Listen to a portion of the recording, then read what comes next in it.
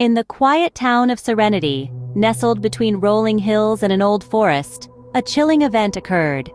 The creaking, lonely bell of the town's church began to toll unexpectedly in the dead of night. Not a single soul stood in the bell tower, yet the bell tolled, echoing through the silence, casting a shroud of unease over the sleeping town. The church, a structure as old as the town itself, stood tall and foreboding under the moonlight.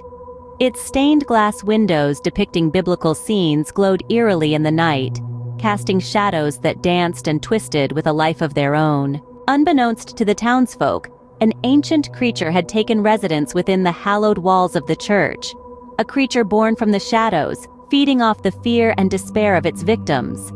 A monster whose whispers echoed in the silence, whose presence chilled the air and whose eyes, if ever seen, promised a fate worse than death. The monster did not reveal itself all at once. It was too clever for that. It started with the bell, tolling at odd hours, followed by cold drafts sweeping through the church and whispers echoing through the empty pews. Then, one by one, the townsfolk began to disappear. The once lively town of Serenity turned into a ghost town.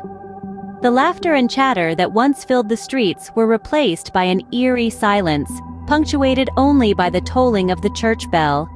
Yet, despite the fear and despair, a glimmer of hope remained. Father Abraham, the town's priest, a man of faith and courage, decided to face the monster. With the holy book in one hand and a cross in the other, he stepped into the church one fateful night. The bell tolled, casting an ominous echo through the silence, as if marking the arrival of a challenger. The confrontation between the man of faith and the monster of shadows was a battle of wills. Father Abraham stood strong, his voice echoing through the church as he recited verses from the holy book, his faith unwavering.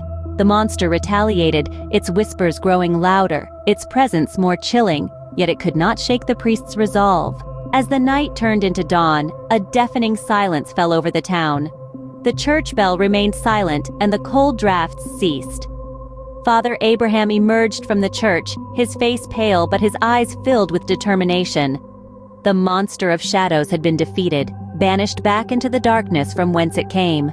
The town of Serenity slowly returned to normal, the laughter and chatter once again filling the streets. The church, once a place of fear, was now a beacon of hope. The monster was gone, but its memory lived on, a chilling reminder of the darkness that once lurked within the hallowed walls of the church. Yet in the face of darkness, the light of faith had prevailed.